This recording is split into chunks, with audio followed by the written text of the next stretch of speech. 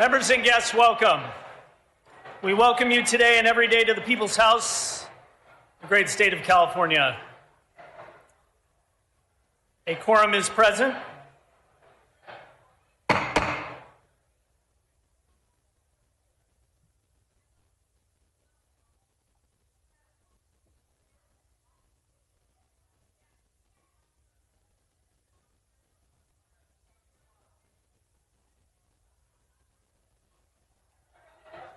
Thank you, members.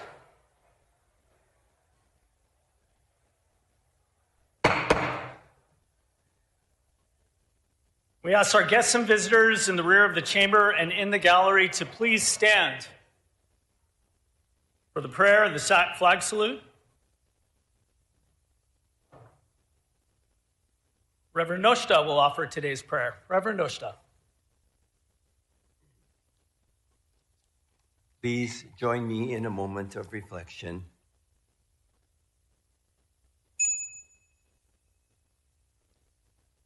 It is interesting, Confucius said, one who wishes to teach or to lead others should play music for 4 hours a day. It is also said that the historical Buddha would engage in solitary meditation for 4 hours a day.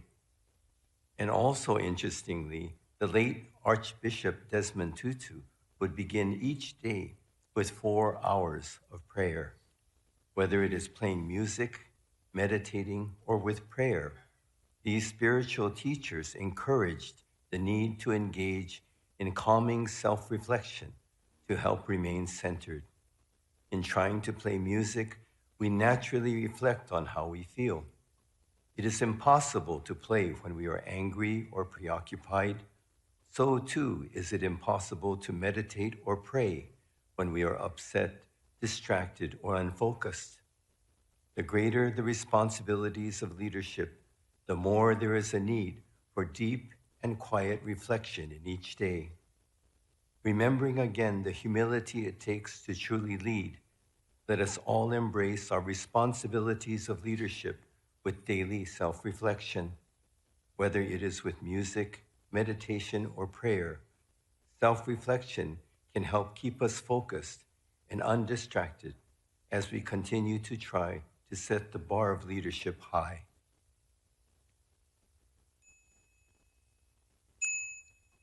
Namo Amida Butsu. Let us try to live with kindness and gratitude beyond words.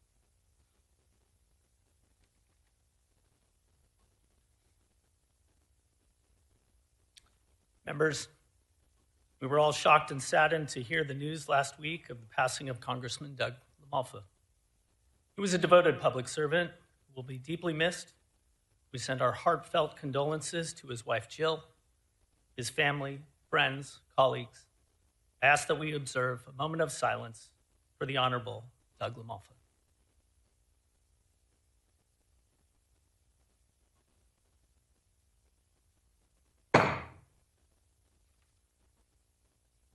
Now we ask our guests and visitors to remain standing and join us in the flag salute. Assemblymember Quirk Silva will lead us in the Pledge of Allegiance. Members, as we begin the year of 26 and the year of our birthday, 250 years of our great country, America, let us salute our flag with robustness and with reflecting on the meaning of our flag salute. Ready, begin. I pledge allegiance to the flag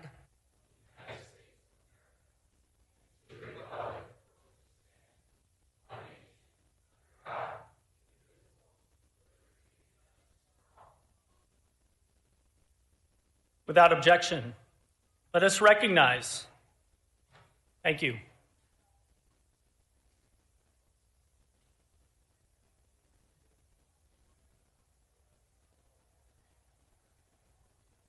Thank you, everyone.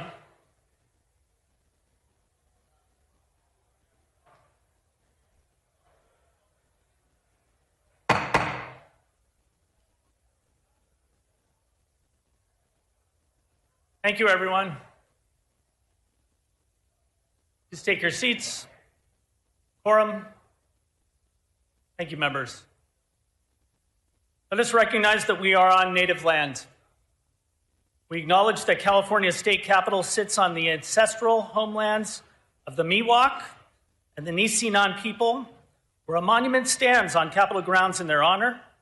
The broader Sacramento region comprises the ancestral homelands of the Miwok, the Nisenan, the Patwin, and the Southern Maidu people. Thank you, members. We recognize that all Native American peoples have a deep connection to the land and made significant contributions to California, the United States, and to the world. It is without a doubt very important for the legislature to help ensure that Native American tribes across California can grow and carry forward their tribal cultural knowledge and teachings on behalf of all Californians. This reflects our commitment to maintaining strong relationships with Native Americans in the state of California and across our nation. To our guests and visitors today, state law prohibits persons in the chamber from interfering with legislative proceedings or disrupting the orderly conduct of official business. Persons disrupting legislative proceedings are subject to removal, arrest, or other appropriate legal remedies. Reading of the previous day's journal. Assembly Chamber, Sacramento, Friday, September 12th, 2025. The Assembly met at 1 p.m. The Honorable Josh Lowenthal, Speaker Pro Tempore of the Assembly presiding, Chief Clerk Sue Parker at the desk. Majority Leader Aguilar Curry moves and Ms. Sanchez seconds that the reading of the previous day's journal be dispensed with. Presentations and petitions, there are none.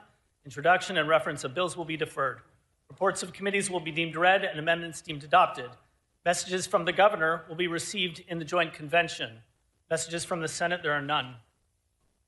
Members, before we begin the joint convention, please clear your desks. Put any items you may have inside your desks. All tops of your desk, put items away now. All flags, all drinks, off your desks. Now moving on to motions and resolutions. Today's absences will be deemed read and printed in the journal. Majority Leader Aguilar Curry, you are recognized for your procedural motions. Good morning, Mr. Speaker. I request unanimous consent to suspend Assembly Rule 118A to allow Speaker Rivas to have guests on the floor at the rostrum and at the rear of the chamber today. Without objection, such shall be the order.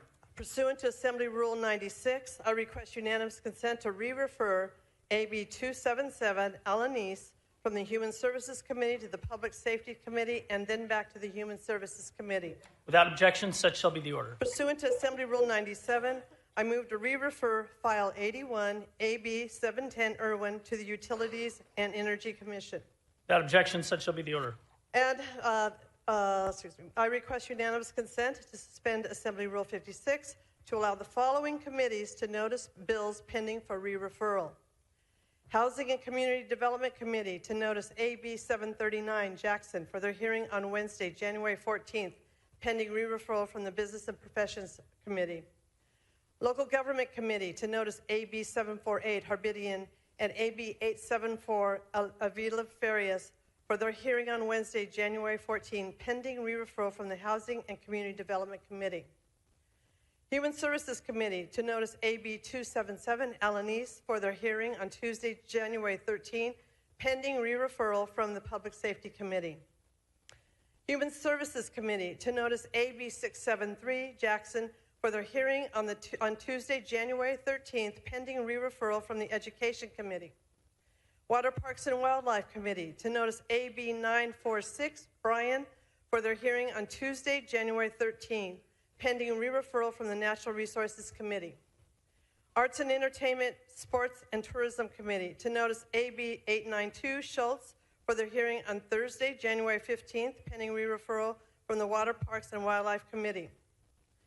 And for the Judiciary Committee to notice the following bills for their hearing on Thursday, January 15th. AB 501 Pappen and AB 871 Stephanie, pending re-referral from the Banking and Finance Committee. AB 634 Jeff Gonzalez, pending re-referral from the Health Committee. AB 1159 Addis, pending re-referral from the Privacy and Consumer Protection Committee. And AB 1382 Castillo, pending re-referral from the Business and Professions Committee. Without objection, such shall be the order. At the request of the author, I am giving a one-day notice to remove item A-20, AB 362 Ramos from the inactive file. Clerk will note. Without objection, motions and resolutions are now concluded. Members, we are now going to recess the regular session as guests arrive for the joint convention.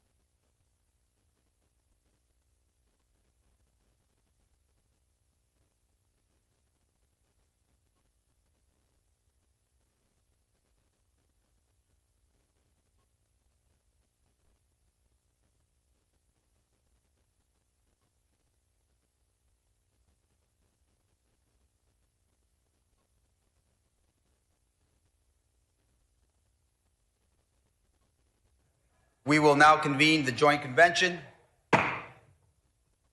Everyone, please take your seats. Members and guests, the governor has arrived in the chamber. I'm appointing a joint committee to escort the governor to the rostrum. The following assembly members and senators should retire to the rear of the chamber. Assembly members Alawari, Flora, Gibson, Irwin, Quirk Silva, Stephanie, and Solace. Senators Allen, Caballero, Durazo, Hurtado, Jones, Umberg, and Wahab.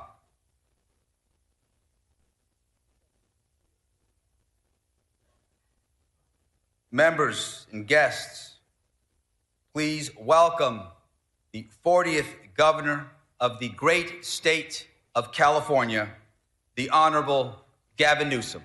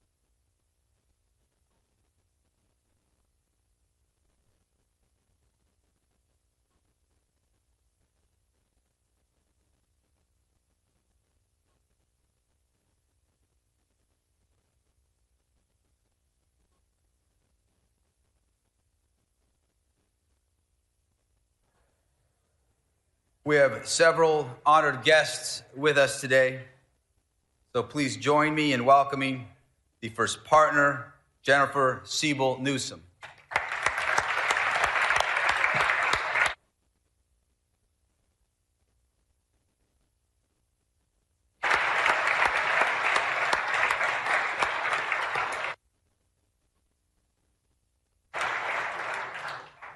Please join me in welcoming the constitutional officers of California, Lieutenant Governor Eleni Kounalakis,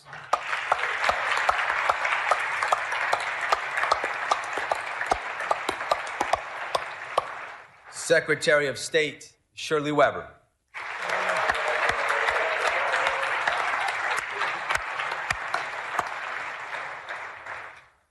Treasurer Fiona Ma,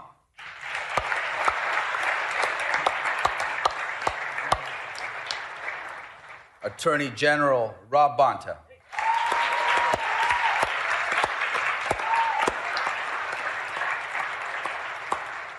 Superintendent of Public Instruction Tony Thurman,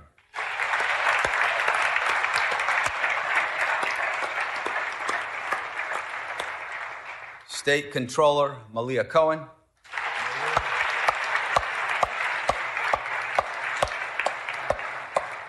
and with us today from the Board of Equalization from District 2, Sally Lieber,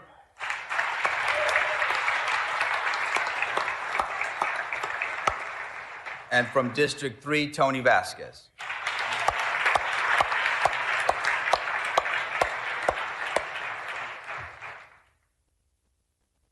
Please join me in welcoming the justices of the California Supreme Court, the Chief Justice Patricia Guerrero,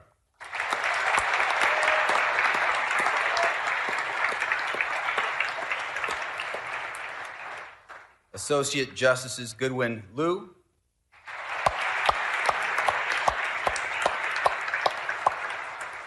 Leandra Kruger,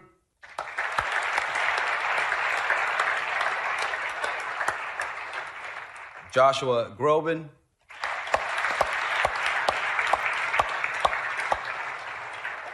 and Callie Evans.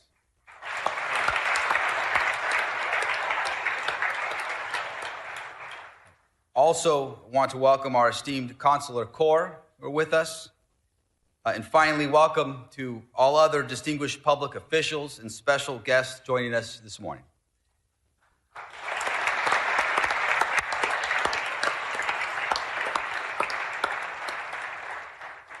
And before we start this morning's proceedings, I want to begin by calling for a moment of silence. A moment of silence to honor Renee Nicole Good, a U.S. citizen murdered by ICE yesterday in Minneapolis, and for the countless immigrants who have been detained, who have been denied due process, and are being held without charge in deplorable conditions across our country. America is a nation of immigrants, and we are nothing without the rule of law. Please join me in honoring Ms. Renee Nicole Good and so many others suffering in these unprecedented times.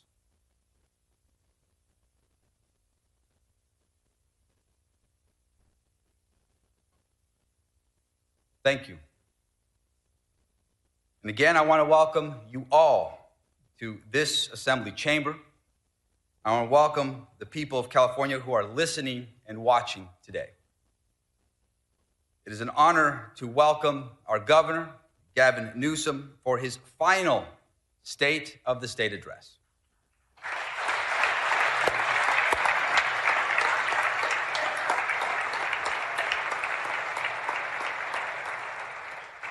So, Governor, your bold, trailblazing leadership has strengthened opportunity, and it's helped shape California's future for generations to come. On behalf of everyone gathered in this chamber today, we extend our sincere gratitude.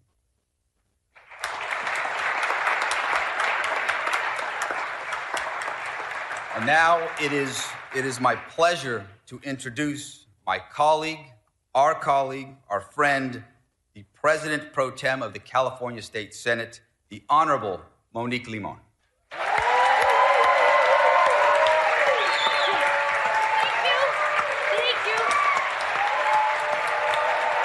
Thank you.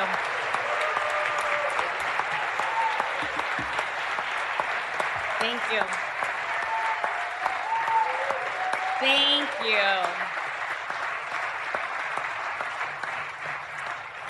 Thank you so much. Thank you, Mr. Speaker, for that introduction and for bringing all of us together. My Senate colleagues and I have the honor to be here in the Assembly chambers to hear our governor's vision for his last year leading our great state. The Senate stands ready to work in partnership with the Assembly and our governor to advance the lives of almost 40 million Californians who call this great state home. And now, as the 50th President Pro Tempore of the California State Senate, it's my honor to introduce the first woman elected to serve as Lieutenant Governor, the Honorable Eleni Koulounakis. As a former U.S. ambassador, her leadership is rooted in diplomacy and collegiality, something these challenging times call for. And here, in her role as Lieutenant Governor, she has shaped to ensure that Californians have greater access to housing, education, and healthcare, priorities that my Senate colleagues and I share. Please help me in welcoming the 50th Lieutenant Governor for the state of California, Eleni Koulounakis.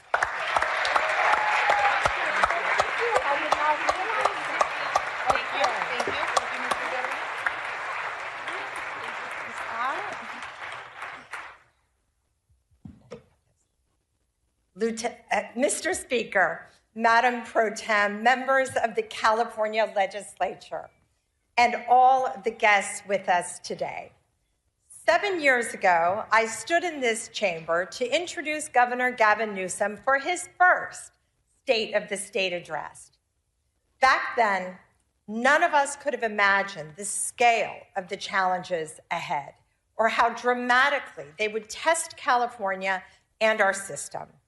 As we now enter the final year of the Newsom administration, we do so having navigated a global pandemic, historic economic disruption, relentless climate emergencies, and moments of profound national division, often while standing firm in the face of a hostile, unpredictable, and at times deeply cruel federal government.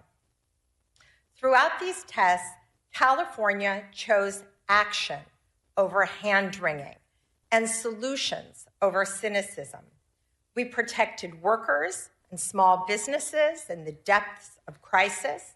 We rebuilt our economy much faster than expected, and we made historic investments in education, housing, healthcare, and climate action. At a time when people across the country and around the world are questioning whether democratic institutions can still solve big problems, California's experience offers a clear answer. This morning's State of the State is not just a preview of the year ahead.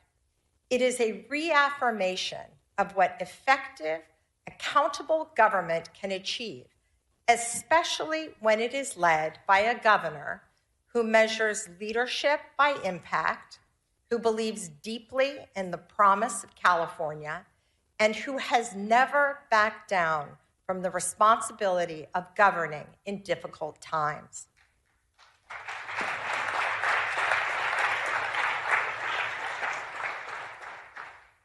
Governor, I'd like to also take this opportunity to thank you for the partnership you created between us and our offices. It is a rare accomplishment. And I am especially grateful for the trust you placed in me to serve as your representative for international affairs and trade. As a former United States ambassador, and as the members of the Consular Corps here can attest, California's role on the global stage has never mattered more. The world is quite literally watching. Ladies and gentlemen, the 40th governor of the state of California, Gavin Newsom. What number am I? 40? I don't know. I don't remember. I don't even remember. 40? I don't even know. All right, Council. Thank you. Thank you, everybody. Thank you. Thank you, everybody. Thank you, Madam Lieutenant Governor. The Speaker, I'll pick up on your remarks to the person who should be given the State of the State based on your reaction, our new Senate Pro Tem. My gosh. What is that? Clearly still in your honeymoon phase. You're going to enjoy it. I'm just saying. By the way, I was looking for some response from some of the folks over here on the right. When the Speaker said this is his last State of the State, I was assuming DeMaio would look up and maybe applaud or something. So hopefully a few of them are shaking their head. They're looking forward to this. The sad thing for you, you're going to have to endure about 45 to 50 minutes of this. And I say endure because we're all in this together, including myself. The reason I haven't been back here in a few years is, as you know, I have no problem speaking, and perhaps, sometimes a little more long-windedly than people like. But when it comes to the written text, that has never served me well. I did a little children's book a few years back that sort of exposed the truth, the ugly truth about my challenges with reading. I'm not shy or, embarrassed about my 960 SAT score, but I am a little bit about my inability to read the written text. And so it's always been something that I have to work through and I'm confronting. And so I say that with grace. I say that with the humility that's at hand today. And I also say that in the spirit, as I said, of what the Speaker was saying. For some of you, it may have been a little jarring, what he said. For others, it was more than appropriate. It's the stress that many of us are feeling, the stacking of stress in that journey the Lieutenant Governor is talking about over the last 7 years. And I don't think we've given ourselves the kind of grace that we deserve. We never had time to really reflect on everything we've been together. Last time I talked here was 2020. And all of a sudden, everything was virtual. And then we came right out of that, and the social unrest, supply chains, inflation, all this stacking of stress. And so I'll try to reflect some of that in my comments today. I'll say things that may be piercing to some of you, but it's not intended to demean, it's not intended to divide, but I'm speaking from my heart. I'm saying what I think, again, with the grace and humility to know that I am constantly a work in progress. I'm learning on this job, 7+ years in, learning every single day, and proud in closing as I jump into the speech of all of you and all that I've learned from each and every one of you, each and every one of you, regardless of your politics, regardless of your faith, regardless of where you live and who you voted for. I just want to express gratitude to every single person in this chamber, every single person that shaped who we are today and what this state represents, not just today, but tomorrow. But first, I appreciate it.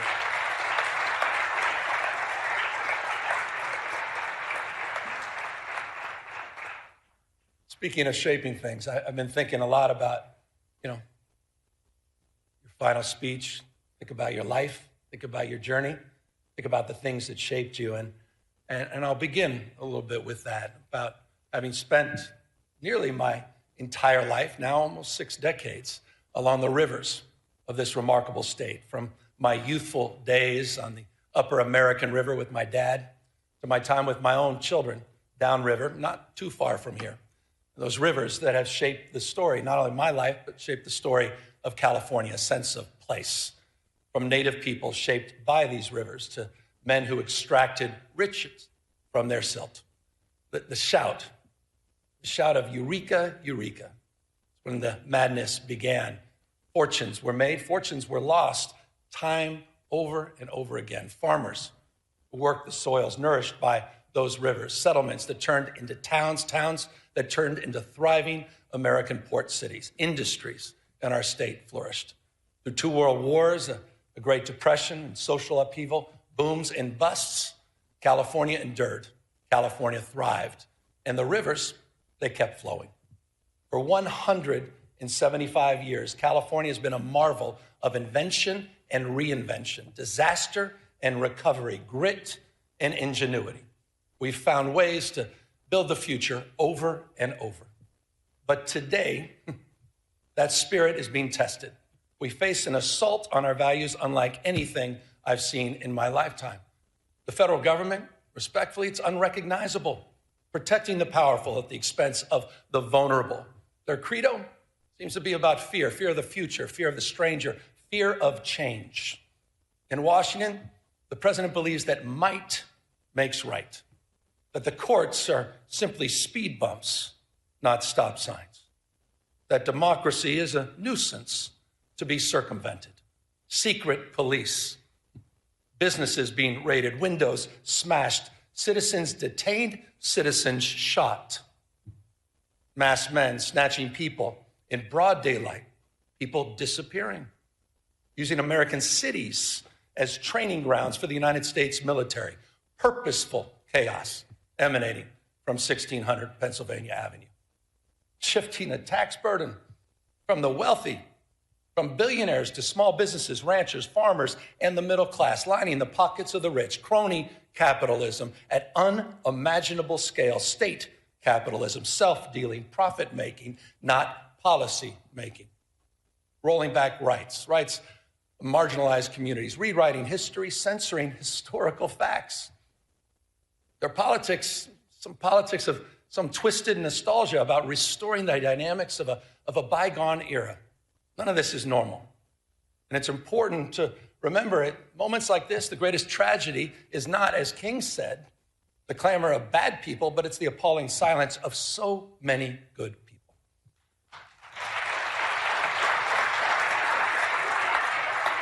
Not normal. But in California, we're not silent. You're not silent.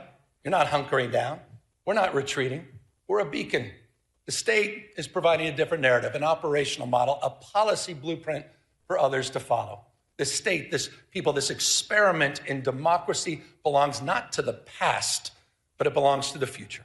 Expanding civil rights for all, opening doors for more people to pursue their dreams, dreams that are not exclusive, not to any one race, not to any one religion or class, standing up for traditional virtues, compassion, courage, and a commitment to something larger than our own self-interest, and asserting that no one, particularly the President of the United States, stands above the law.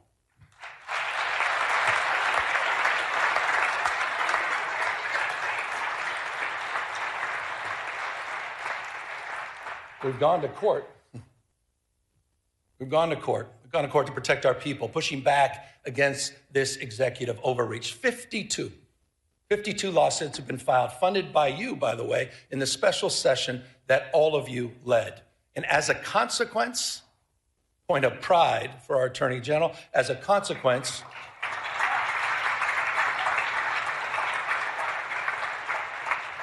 we preserved about $168 billion in illegally frozen federal resources that belong to our schools, that belong to our hospitals, that belong to our seniors, resources that belong to all the people of this great state. We have one request for emergency relief, and we have affirmed the Constitution of the United States as the supreme law of the land.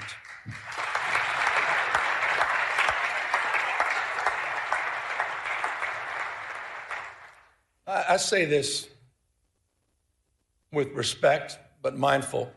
But Mr. President, you can't cut off critical food assistance for millions of people. You can't send the military into American cities without justification. And you cannot cruelly and illegally cut off funding for medical research, homeland security, or disaster response. That is wrong. That is wrong.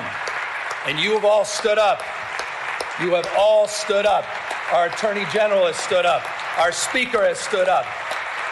Our Pro Tem has stood up. All of you, on behalf of all people in our state. Proud of that. You should be proud of that.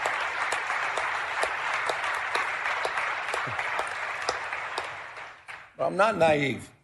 You know, if we're going to keep the faith for the California spirit, we got to do more than just resist what is wrong. We got to keep building what's right. We're not defined, we all know this, we're not defined by what we're against, we're defined by what we're for, opportunity and dignity, derangement syndrome. Look at this state to tear down, try to attack all our progress, but we know the truth. California's success is not by chance, it's by design. We've created the conditions where dreamers and doers and misfits and marvels with grit and ingenuity come to build the impossible. We became a destination for the world's first-round draft choices, the best and the brightest who come here from all over the world for riches and new beginnings. And I'm not just talking about the tech CEOs and the founders in Silicon Valley or the producers and writers in Hollywood. I'm talking about the mechanics in Modesto, the farm workers in Salinas, and the police officers in El Centro. That's what we do, first-round draft choices. No state, simply no state in America that contributes more, none, to the American greatness. No state builds more ladders to success or sees around more corners. The biggest manufacturing economy constructed here. The most productive agricultural economy grown here. 18%. 18%. 18% of the world's R&D invested right here in California. 1/2 of America's unicorn companies, those companies valued over $1 billion, 1/2 are in the great state of California. And get this, the happiest cities, right here in California, you know who you are. Fremont, San Jose, Irvine, San Francisco, and San Diego, consistently the most happiest places on earth. In your state, I think that matters. And it's interesting, isn't it? Those cities, they have so much in common, don't they? And that's proximity. The one thing they all have in common is proximity to the greatest research institutions in the world, the greatest system of public higher education anywhere in the world, this conveyor belt for talent. A proof point, you all know this, but I want to remind everybody, a proof point, just last year, the UCs, they added an additional 5 Nobel laureates to its roster, 1 out of every 3 laureates here in California. Come on. It's almost too much. I was reading this. I don't see this on some of the cable networks. 13,700 active patents in the UC system alone. That's more than any other system on the globe. We simply have no peers. And this, again, I said it earlier, it's not by chance, it's by design. You've created, you've nurtured these steps, big and small. They've emanated from these chambers. You have kept the state stable. You've kept it reliable because you've invested in the California dream.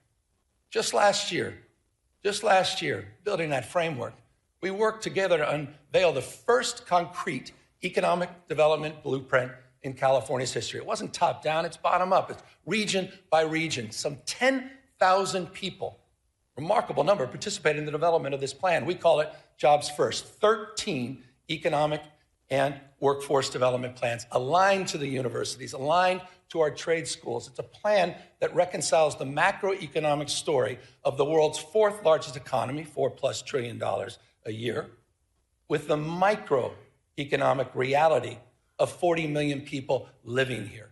It's an economic plan that's nourishing. It's an economic plan that's family supporting. For the Central San Joaquin, that means jobs in manufacturing and clean energy, and of course, agriculture. For the Redwood region, it's jobs in tourism and health and forestry and fisheries. For San Diego, In Imperial counties, new jobs in high tech, biotech, advanced manufacturing, and hospitality for the Central Coast. New jobs in aerospace, defense, semiconductors, quantum, and ag tech. We're doing all of this in conjunction, by the way, with our wildly successful CalCompetes tax credit program that's helping businesses hire more Californians, expanding innovation all across our state. Proof points, aerospace engineering in Torrance, beneficial, hydrogen fuel cell manufacturing in Lancaster, fusion R&D in San Leandro. And in Kern County, this is interesting, in Kern County, Mojave, it's the first steel mill built in California in half a century. That's interesting. By the way, and I'm going to get to the budget in a second, but this is a little bit of a preview. By the way, I'll be requesting all of you, with your indulgence, in tomorrow's budget, that we reauthorize. I'll be asking that you reauthorize our tax credit program for an additional 5 years. It is working. You know what else is working? Speaking of tax credits, ever since that first moving image was taken of a horse, some of you may recall this, a horse named Sally in Palo Alto, to the early silent film studios in Fremont in Los Angeles, Hollywood has been one of California's, been perhaps the most California of industries. And that's why we're proud we worked together last year to double down on our film and tax credit programs. And not only keep our iconic industry here, but all the unionized camera operators, stunt performers, wardrobe, and set designers. It's a point of pride, and that program is working and producing real results because of your leadership.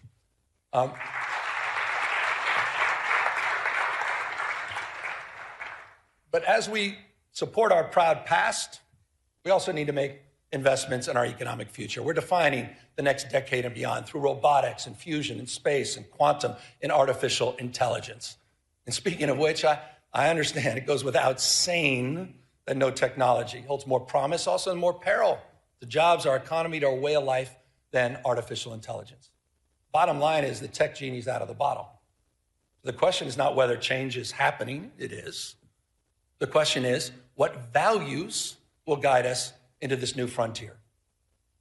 And that's a question you're answering, that we are answering. Last year, we worked together on landmark legislation to create the nation's first rules for responsible, ethical, and safe use of AI. Regulations that provide guardrails that balance risk and opportunity. This was a consensus effort and a template for the nation where you may have just seen, just recently, New York State adopted our approach, your approach here in California, and made it their own. That's California leadership. We're leading the way in this space. It's how we're shaping the future. And it's a unique combination, isn't it, of conscience and capital, entrepreneurial and innovative spirit that encourages risk-taking but discourages recklessness. Policy that creates predictability so investors have confidence and innovators have space to dream and do. Compare that to this carnival of chaos on the national stage. All these mini dramas that we have to deal with hour by hour, this sort of vapid day trading with real world consequences. No more striking than that big, beautiful bill. I want to remind everybody what it means to all of us here in California. That big, beautiful bill is putting 1.8 million Californians at risk of losing their health insurance. 2 million facing premium increases. 2 million. Cuts in food aid poised to impact some 375,000 Californians. And for what? For what? All to benefit the top 10% of this country. People already own 2/3. Top 10%, 2/3 of the household wealth. Plutarch. Brown quoted Cincinnatus in his last speech. I'll quote Plutarch. Said the imbalance, said this almost about 2,000 years ago. He warned the Athenians. Imbalance, 2,000 years ago. The imbalance between the rich and the poor is the oldest and most fatal ailment of all republics. Think about that. 2,000 years ago. It's just not sustainable. It's not. Understanding the lessons of the past, California, all of us, we've marched the beat of a different drum. We built one of the most progressive tax systems in the nation, one that asked high-income residents to pay a little bit more without punishing those that are making a little bit less. Think about this, and I hope folks over here think about this. There are 11 states in the United States of America that tax their middle wage earners more than the state of California. There are 16 states in the United States of America that tax their low wage earners more than California taxes its high wage earners. So the question to all of you, who are the high tax states? Just consider Texas. Just consider Florida, the two most regressive tax states in America. They're hammering their low-income earners. They're hammering them more than their wealthiest. Who are the high tax states? California stands for fairness. And by the way, it's not just in our tax code and our tax policy in more ways than one. And that's why I was proud. I was proud to work with all of you last year, proud to work with the legislature to raise the minimum wage for fast food workers in this state to $20 an hour. And also, that's a point of pride. And how about those healthcare workers, the highest minimum wage in the United States of America, working with you at $25 an hour? But there's some of you probably thinking, no, well, that's just too bad. We should be like Alabama, maybe South Carolina, maybe like Tennessee. 20 states now across this country that keep their minimum wage at $7.25 an hour. Come on. Hasn't been raised in nearly 2 decades, the federal minimum wage. Try to pay rent, try to raise a family, try to pay for an education on $7.25 an hour. Comes down to a simple question, doesn't it? Who do you stand for? Who do you stand for? Do you stand for the rich and the powerful, the most well-connected? Or do you stand for bus drivers and janitors? Do you stand there with special education teachers that are working overtime to support and raise their families? Who do you stand for? Who do you represent? It's reflected in our values. I mean it. We have to answer that question. The good news is you're answering that question. Point of pride.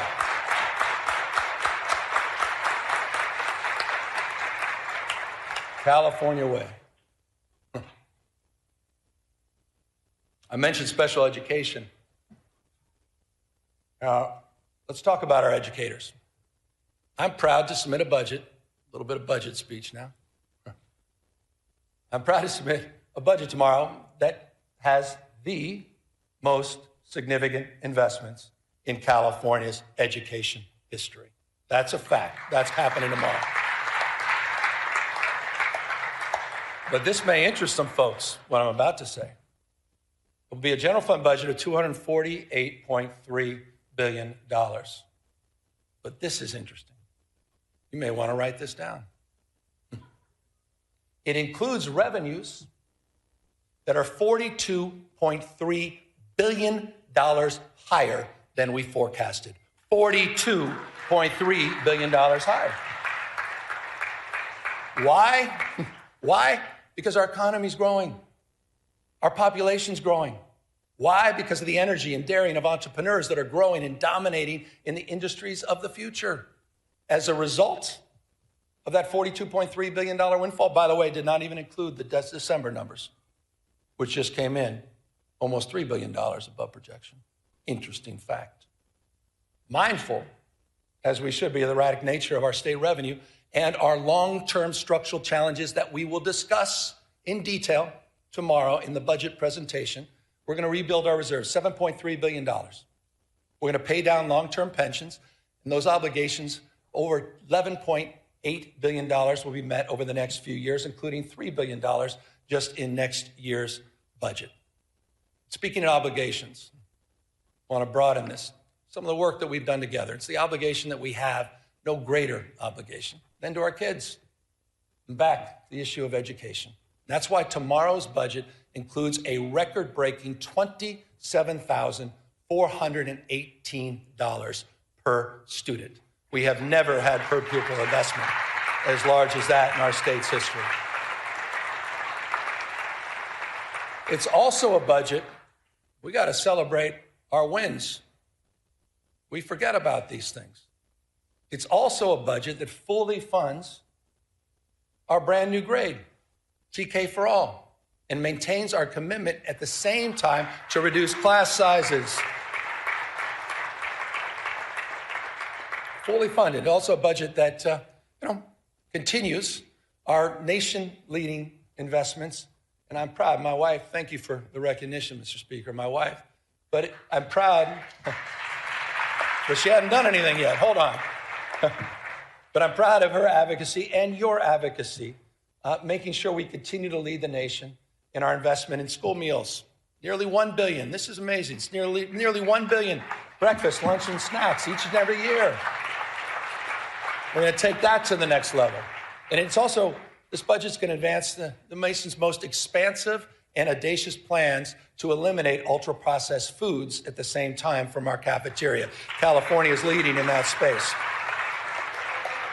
Now, I say we're leading in that space, but you may have seen the space in that morning paper. You may have seen the space on cable networks, or Donald Trump just announced a couple days ago that he will illegally be cutting all federal funding for TANF and childcare in, curiously, just 5 blue states in America, including California.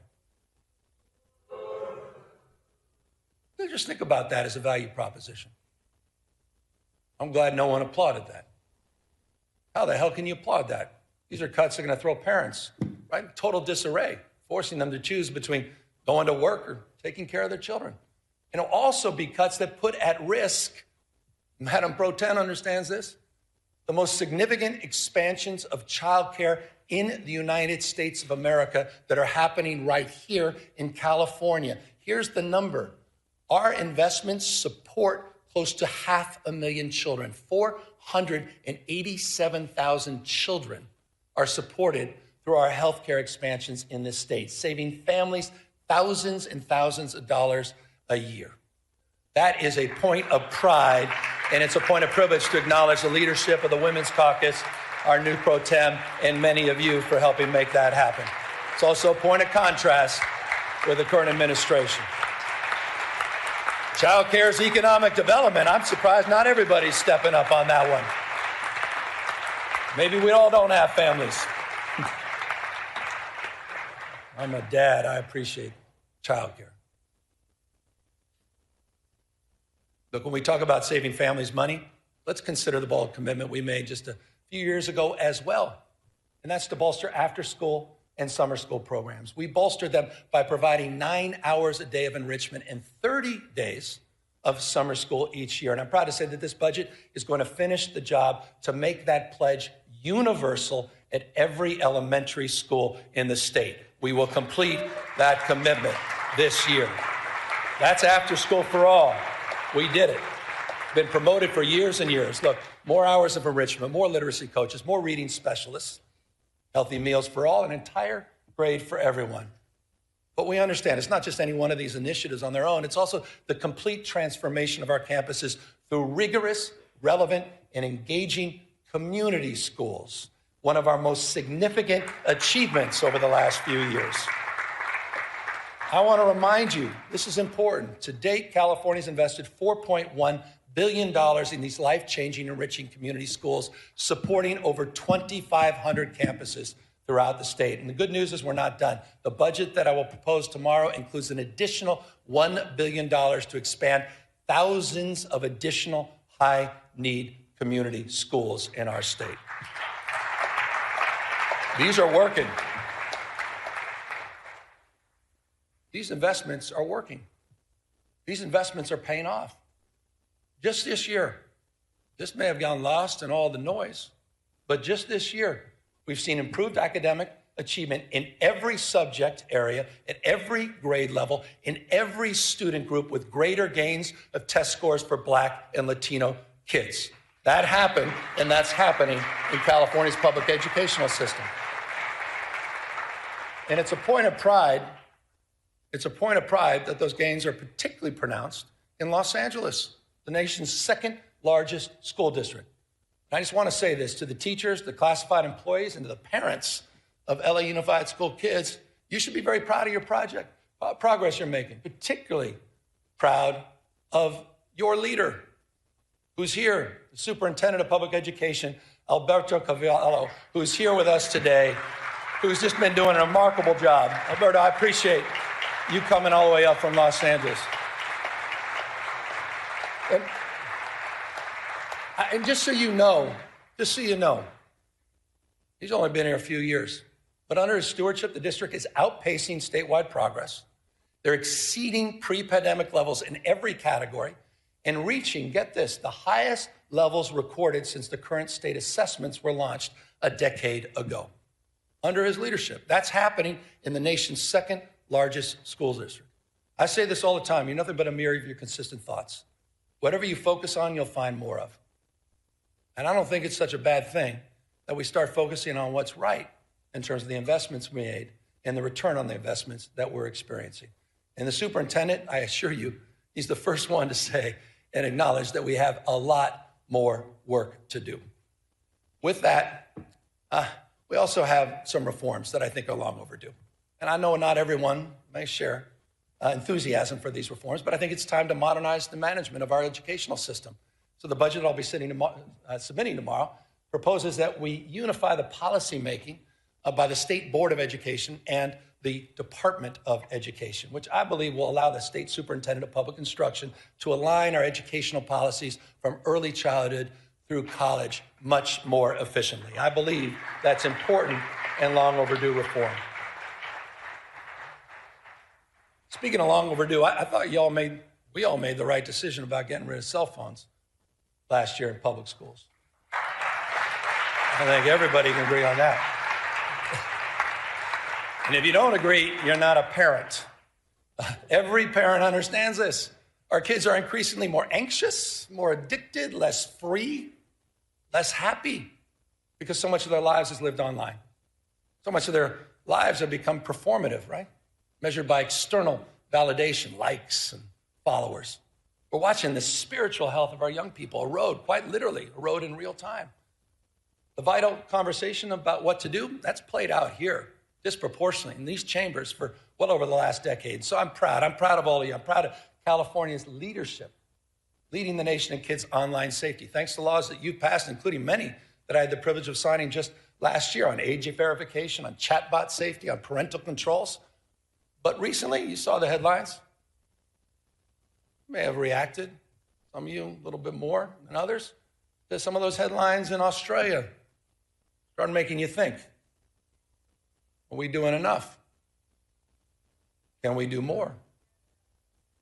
And so the consequences of getting it wrong, you all understand, it's too apparent. Depression, social isolation, some cases, even marginal radicalization, if you think I'm overstating it. What's going on with our young men? What's going on with our boys?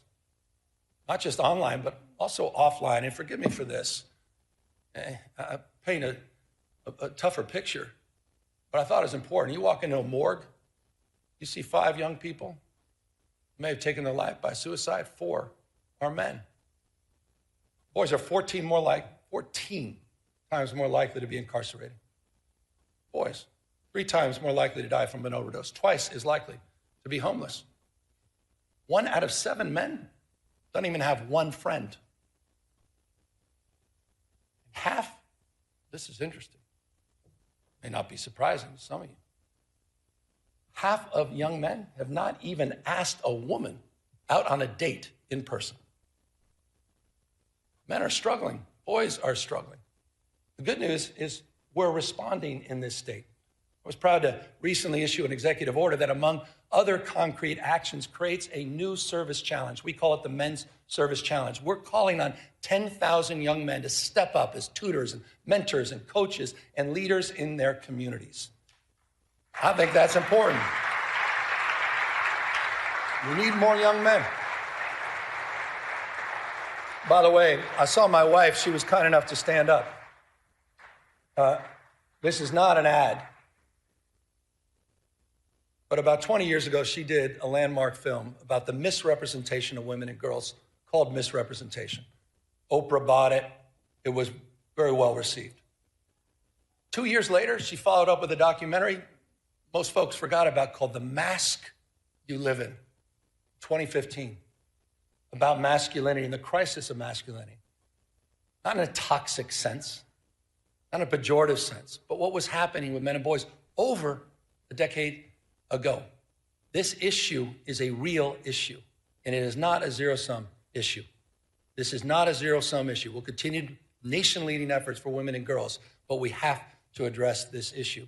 And it's not, again, just addressing the issue through service that's targeted at boys. It's also service that extends through our larger Service Corps initiative in California. I think this is important. California's Service Corps is now larger than the Peace Corps. No other state can lay claim to that. We have service matters. Shared experiences matter. You want to deal with all this crisis and all this stress? Shared experiences.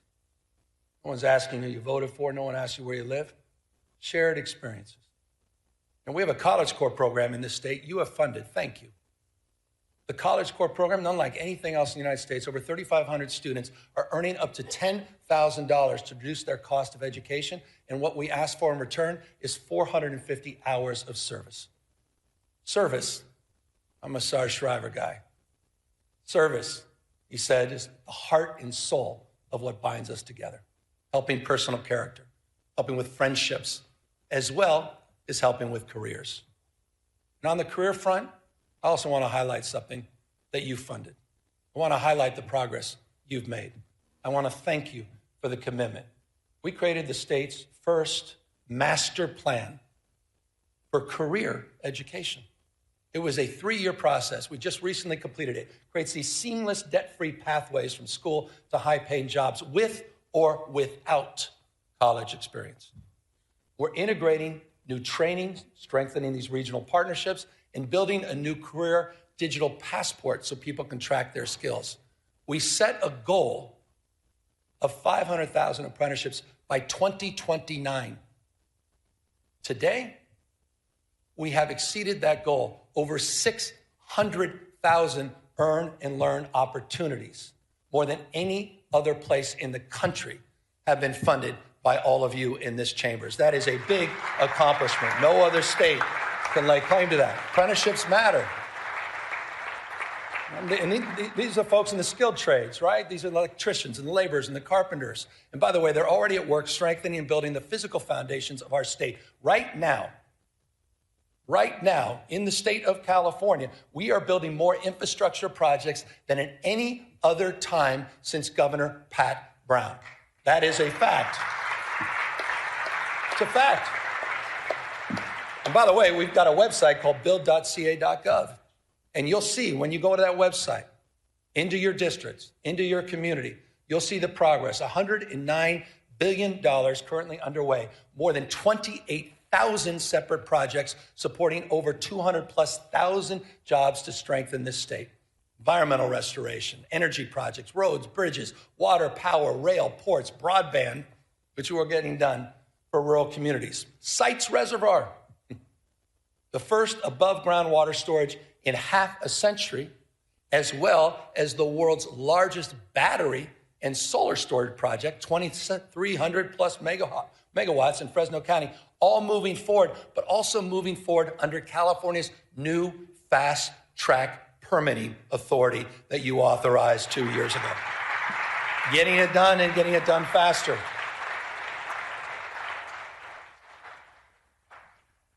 I debated whether or not to include this in my comments, but I thought it's important. My gosh, how about mis and disrepresentation? How about mis and disinformation? Pick up on permitting, fast tracking. We're also laying tracks. Laying tracks in the nation's first high-speed rail system.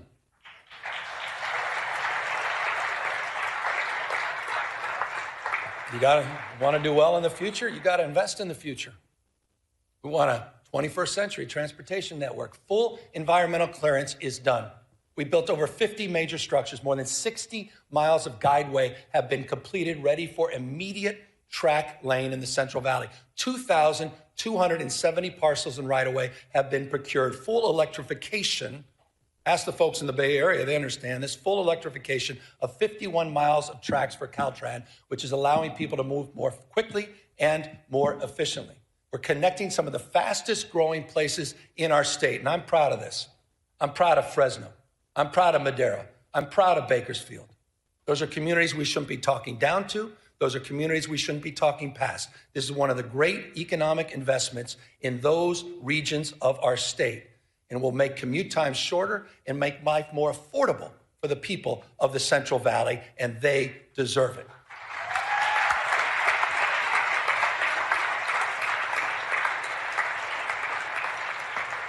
By the way, affordability, it's not a word we just discovered. Certainly not a hoax. So just briefly, here's the way we think about it. I think the way most of us think about it, it's not just one issue. It's a stacking of many, many issues on top of each other.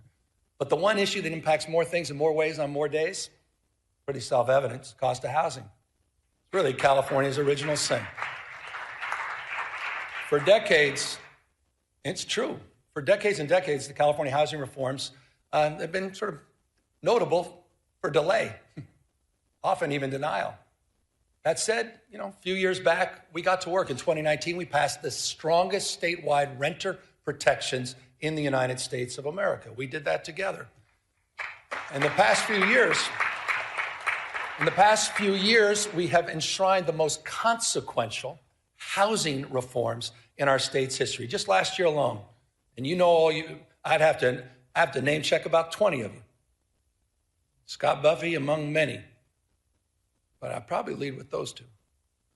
I was proud to sign 61 housing reform bills, clearing away regulatory thickets, forcing local governments, often resistance, to get in the game, and modernizing our environmental review.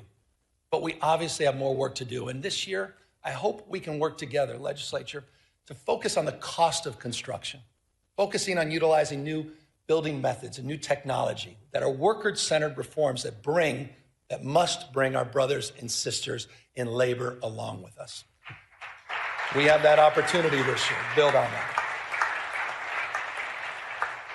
There's another area that also requires our I think, urgent attention, and that's the institutional investors that are snatching up homes by the hundreds and thousands at a time. These investors are crushing the dream of home ownership and forcing rents too damn high for everybody else. And I just humbly submit, I think it's shameful that we allow private equity firms in Manhattan to become some of the biggest landlords here in our cities in California. It's time to tackle that issue, and I look forward to working with all of you to address it. So in the next few weeks, I've heard from a number of you on this, and I think there's some bills in this space. I look forward to working with the legislature to combat this, at the end of the day, it's just monopoly, monopolistic behavior, and strengthen accountability, level the playing field for working families. And that's going to mean more oversight and enforcement, and it potentially is going to mean changing some of our state tax code to make all of this work. Look, Malia liked the word tax. Housing is just one component. Housing is one component on this stack of affordability challenges that we face. And that's why our stack of solutions has included more than tripling the earned income tax credit in this state and providing some $7.6 billion back into the pockets of people since 2019. We've created the Young Child Tax Credit, the Foster Youth Tax Credit, new programs that we created together. And I'll remind you, we increased paid sick leave and paid family leave, allowing eligible workers, this is important, just went into effect, to receive up to 90% of their wages while they're raising and supporting their families. Few states in America are doing that. Through all of these programs, through all of these targeted tax credits, these rebates and program expansions, the average California family now saves $18,000. Not insignificant, $18,000. But I also am mindful and recognize that the new cost of eggs is now your energy bill. The number one driver, by the way, number one driver of your increased energy bills over the last decade has been the cost of hardening our infrastructure and other wildfire-related costs. Respectfully, significantly, not exclusively driven by climate change. That's why I was proud to work with all of you to extend our nation-leading Cap and Invest program for another 2 decades. But when we did this, we were mindful of this crisis as it relates to utility bills. And we provided in that extension close to $60 billion in rebates for your monthly energy bills. This legislature did that. That is a meaningful accomplishment to address the issue of affordability. We also worked across our differences, finally, after years and years, to come up with a new energy market, a regional energy market that will also increase reliability at the same time it lowers energy bills.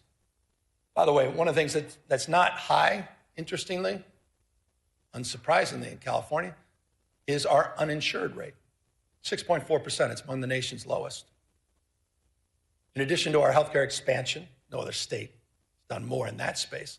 We also subsidize some 370,000 people to help bring down the cost of their health insurance through Covered California.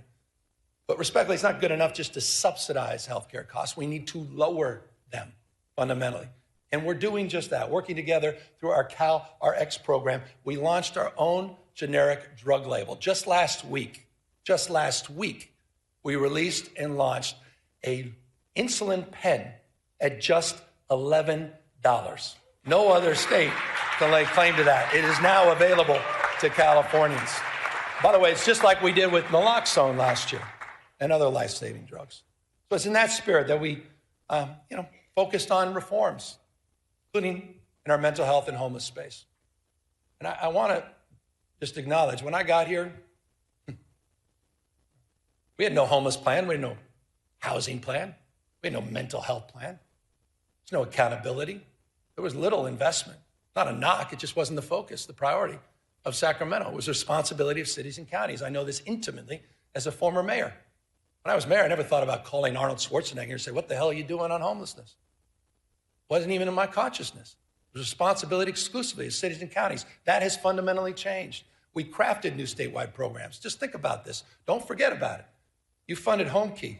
You funded Project Room Key that together have taken, quite literally, PolitiFact this, 72,000 people off the streets by converting hotels and motels and other properties into long-term housing. And by the way, we're seeing results.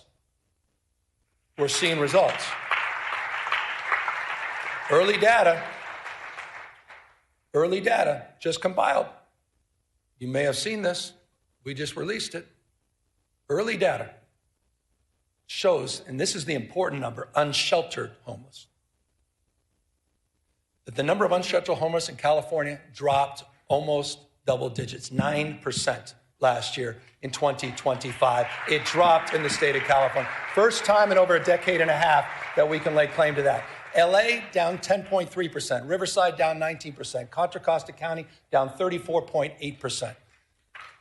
And I'll remind folks, by the way, you think this is unique to California? Overall homelessness in the United States of America went up 18.13% last year. California, 2025, unsheltered homeless, 9% reduction. First time in almost 2 decades. So the investments are paying off, and of course, it's not good enough, particularly for those living on the streets, self-medicating with drug and alcohol addictions, those suffering from bipolar disorder, schizophrenia, and paranoia. But because of your leadership and new tools to address this issue, we've modernized California's landmark conservatorship laws for the first time in over half a century. You created Care Court, a new legal framework to connect people with untreated psychosis to court-ordered services and housing. And the California voters, they did their part. They supported Proposition 1 with a passage in 2024, $6.38 billion. Here's a brief update for folks that just think this is all going to go away on its own and we don't have to make investments. In just 18 months since the voters approved that program, we've already approved 70% of the new treatment beds and slots that were promised under Prop 1. It's the fastest distribution of bond money in California's history. The fastest. 4,000, here's a numeric, 4,236 new locked and unlocked mental health beds, 18,875 new outpatient beds. It's a big deal. And on July 1st, in just a matter of months, this year we'll implement the second phase of Proposition 1 by redirecting $1 billion a year in annual mental health funding for housing and treatment for people living on the streets, providing counties what they've been asking for, $1 billion predictable every year. So I say this with love and respect to the counties. No more excuses. It's time to bring people off the streets and out of encampments and into housing and treatment. No more excuses. You've done your job, members of the legislature. We have. No more. State vision is realized locally. Localism is determinative. Just is, period. That doesn't mean our hands are clean. No one's naive about that. And that's why just since 2021, the state has removed, with your support, some 19,000 encampments. And we've worked with providers all across the state to get over 61,000 people out of those encampments and into services. We're seeing results, making streets safer for everyone, fully recognizing that quality of life is at the core of so much of the frustration people feel about our state. And when it comes to quality of life, when it comes to public safety specifically, let's talk about the facts. For the first time in California's history, you stepped up, did something we've never done in the past. You provided grants to police departments, prosecutors, to combat organized crime, retail theft, and hold criminals accountable. You provided $267 million to 55 local law enforcement agencies. We deployed crime suppression teams. We deployed them in Bakersfield. We deployed them in San Francisco. We deployed them in San Bernardino, in Oakland, and recently, because of the tragedy, the shooting in Stockton, we deployed them there. We're supporting local law enforcement. We're also supporting, with the help of the California Highway Patrol, a force that's been bolstered by the addition of 1,000 new officers. And here are the results. Here are the results. We have seen double-digit decreases in crime overall in the state of California. Property crime down, aggravated assault down, car theft down, burglary down, robbery down, violent crime down. California cities are seeing record low homicide rates. Oakland, the lowest homicide rates since 1967. LA, the lowest since 1966. My old town, San Francisco, they're going to have to update their talking points, aren't they? My old town, San Francisco, the lowest homicide rate since 1954. 1954. Okay. Again, we got more work to do, but to those with that California derangement syndrome, I'll repeat, it's time to update your talking points.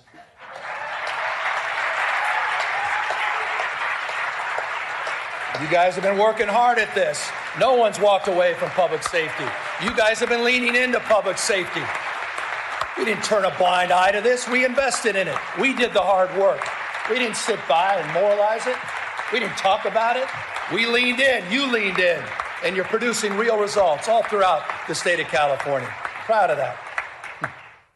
Look, California remains the most blessed and often cursed place on earth. Profound natural beauty, prosperity, profound natural disasters, testing our spirit, testing our resources.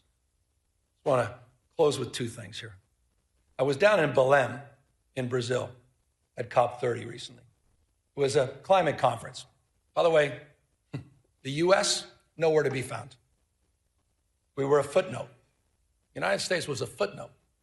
China, close to 800 delegates. United States, not one, not even a note taker. I want to remind everybody, China today manufactures industrial policy, manufactures 70% of the world's electric vehicles. They're flooding the global market with increasingly high quality and inexpensive cars. And I just want to say this clearly, so it explains a little bit about our rationale. This is not about green power. This is about economic power. They are dominating the space. They're locking in markets. They're locking in supply chains. They're locking their influence all across the globe. They're cleaning our clock. But in California, we're not bystanders. We've already seen 7 times more clean energy jobs than fossil fuel jobs in the state of California.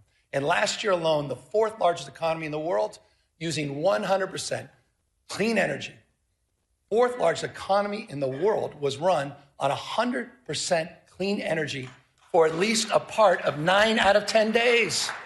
Think about that. It's unprecedented. Unprecedented. Almost 9 out of 10 days. 2/3 today, 2/3 of our energy comes from clean sources. Solar, hydro, comes from wind, and geothermal comes from nuclear power. And just last year, California finally ended its use of any coal-fired power. None. We're in the how business. We're proud to be in the how business, and we understand something that increasingly people are starting to understand, at least people that are open to argument, interested in evidence. That climate risk is financial risk. That climate risk is becoming uninsurable. That's why in California, we're making our homes and communities more resilient to heat and fire. That's why we're working with our insurance commissioner. A lot of work to do here. Talk about grace. Working with our insurance commissioner to protect homeowners from unpredictable rate increases and cancellations. We became the first state, together, we became the first state in the country to require insurers to lower insurance for home hardening upgrades. That is not the case in any other state. And in the last few months, this is important, in the last few months, 6 insurance companies announced their commitment to remain in or expand coverage here in California. Again, a lot more work to do. That was important. That was an important milestone. You saw it, Farmers and Mercury and some of the AAA affiliates. Important milestone. But more work to do.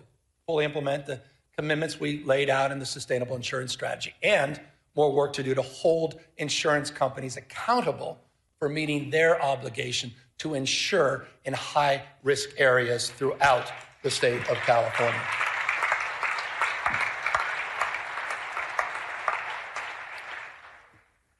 I want to end with this. I was down in LA yesterday. Got back last night, and those insurance stories, they self-evidently, unsurprisingly, were front and center with those survivors that I met. And let me remind everybody, I think it's important. I want to remind everybody what happened a year ago. Put it in perspective. Between January 7th and January 22nd, 48,000 acres burned, the size of 3 Manhattans. 3. Communities torn asunder, Palisades, Altadena, Malibu, Pasadena's. Fires took the lives of 31 people. 31. Destroyed 16,000 structures. On the sober anniversary, it's not only right that we honor the lives lost, but we also honor the lives of some of the remarkable heroes and leaders, the first responders and firefighters that faced unimaginable conditions.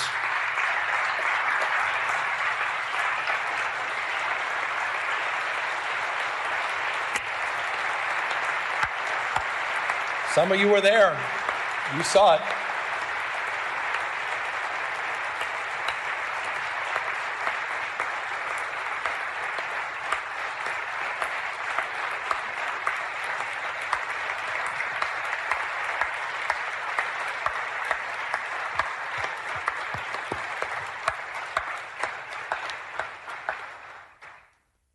$16,000 at peak, 16,000 personnel working in the arena. The theater of fires, 16 plus large-scale fires. Remarkable. It was a firestorm, I'll remind you, in the middle of winter. Hurricane force winds attached to a fire. What they did, I don't need to say it, you just demonstrated, it was miraculous, it was heroic. They battled these impossible conditions in the wind and in the dark, flying dangerous night missions over the firestorm. CAL FIRE, as you saw a moment ago, is in the audience, but you know who else was up there? And thank you for applauding them, the community groups and the business owners. And most importantly, can you just stand up? And I'd ask you all to stand up again. the survivors of the Eaton and Palisades fires. Would you all just stand up? And thank you for your courage. Thank you for your resiliency. Thank you for your strength. We haven't forgotten about you. We won't forget about you. You said we had your back, and we mean it. Thank you. Thank you.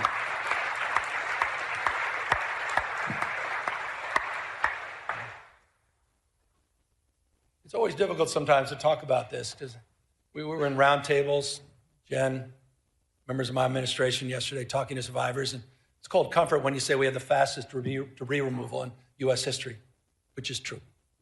Fact. We provided mortgage relief.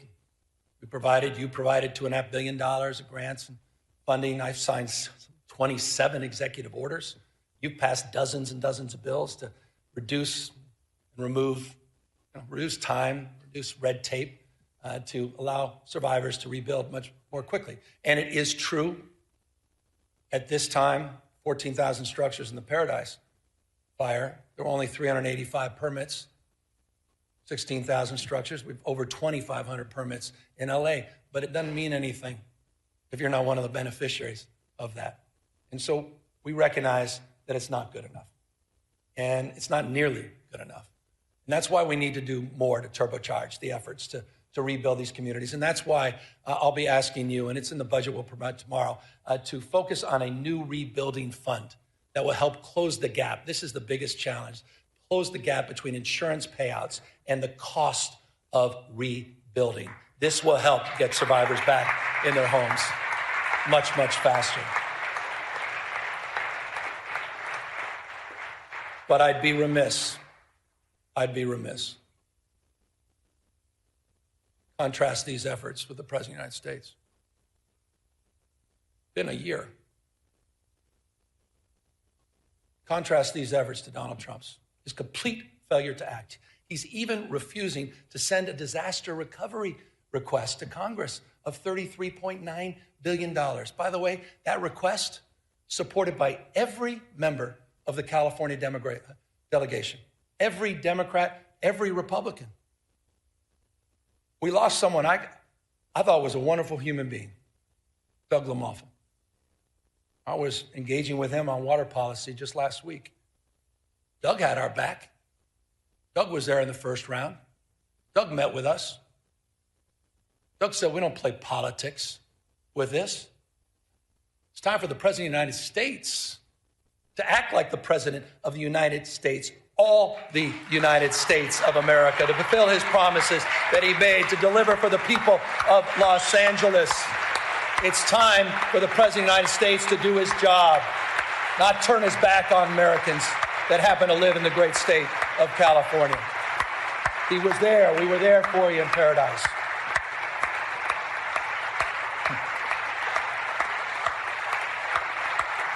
The United States of America.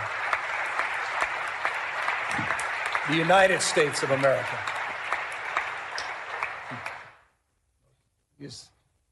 No doubt these are challenging times. It's not just because of the fires, not just because we get to the federalization of the National Guard or the assault on our democratic norms and institutions.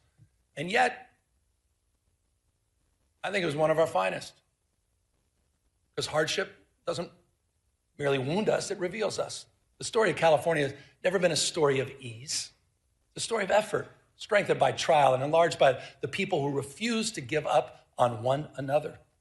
We built something that is not perfect, not finished, but it's real, always moving forward, like the rivers that define our landscape. Our people themselves are unstoppable. We're home to more Americans than any other state.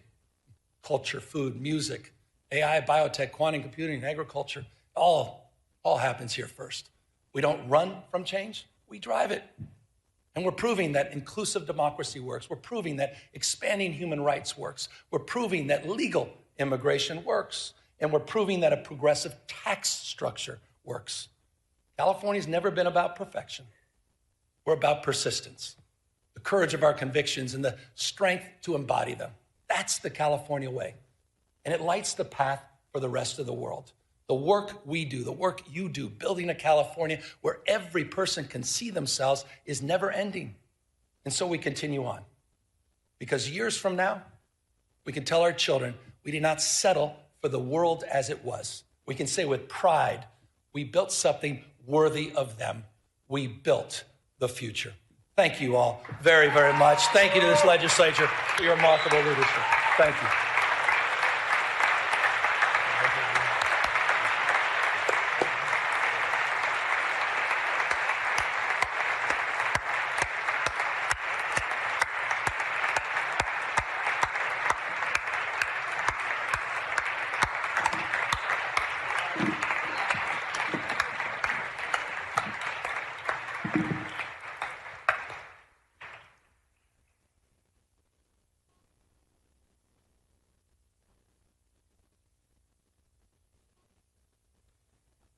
We thank you, Governor Newsom.